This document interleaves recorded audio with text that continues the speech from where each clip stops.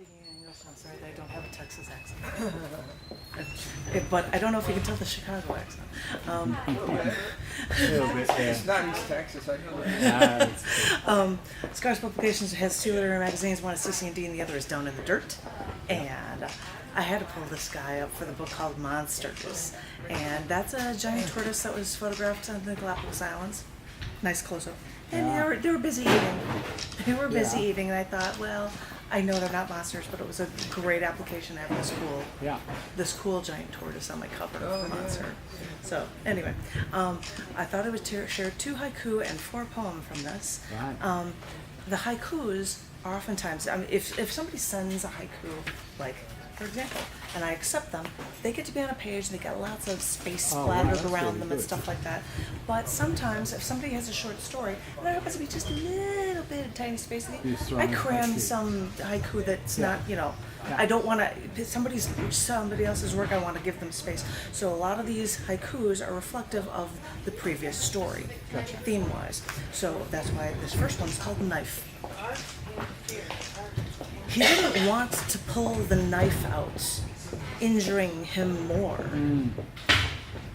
So he sat. Oh, I can picture it. That's so frightening. And this, I actually have I have a third haiku. And I think I will do it in this order. Because this one's the depressing one and the other one isn't. I didn't even know it existed. This one is called Easy. And it's following a piece called The Other Side of Darkness. So you know it's going to be like a... This one's called Easy. I'm angry with you for taking the easy way out when death was your choice.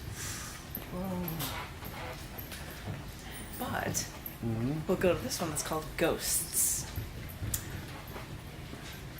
A poet in a cafe sees dead ancestors. Ghosts, stop haunting me. That's ghosts. You're very good. Wow, they're going, what? They're coming to get me. What? Better stop now. I'll stop with the haiku, okay? All right, ghosts. Stop haunting me, I tell you. These are a few pieces. This one is called Ernesto. Do you need some help, Tom? Off and on again will work. I don't know what he's doing. This one's called Ernesto. Sorry. Wow, everything. Oh no. He's all very You almost got her. The other side.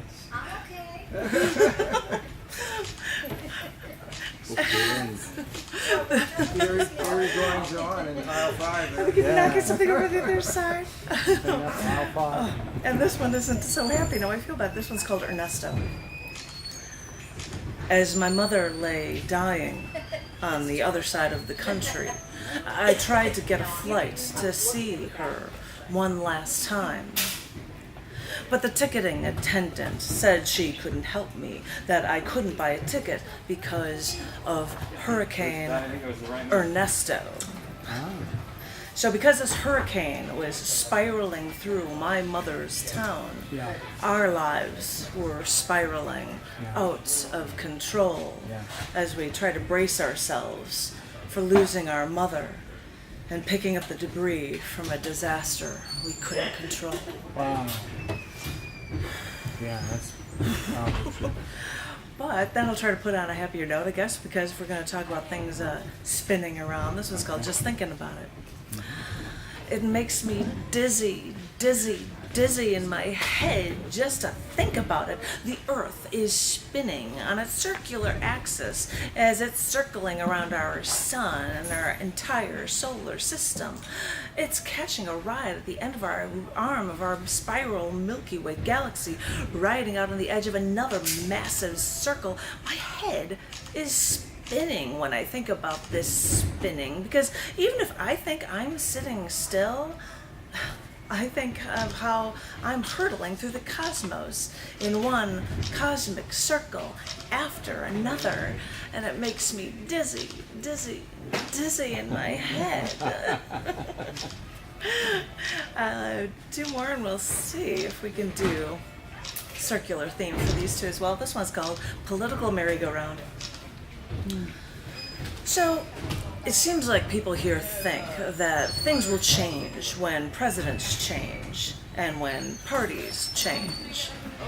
But really, people will still complain because politicians never do what is best for the people, but what is best for their chances at re-election. So what else is new? You see the change, but you don't realize that all of your life we're just sitting here on this political merry-go-round. You think the scene is changing, but you're staying in place and just spinning in circles. So finally, put this on a calmer, happier note for the end one. This one's called Verge on Meditation. I always thought of it as my beach. I know it was a public place, but Naples Pier off the Gulf of Mexico was a place that was my special retreat ever since I was a little kid. You have to just go 1 block north of the pier and dig in the sand, and you'll find coquina shellfish burrowing their way into the sand.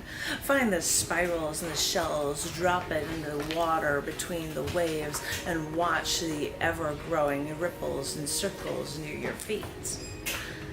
I don't know why I'm claiming ownership of this public beach, but when I search for a moment to escape, I choose to verge on meditation by imagining myself on this beach at dusk with the reds and oranges of our circular sun change the waters from blue to black, with the beautiful breeze and the battered down circular microscopic grains of sand massaging my feet with every step. This is the closest thing to coming to peace and coming full circle to reach everything that I've ever needed. All at a beach I claim to be my own. Well, when it makes me feel this good, it does become mine, and it makes the circle complete. Nice one there. Thank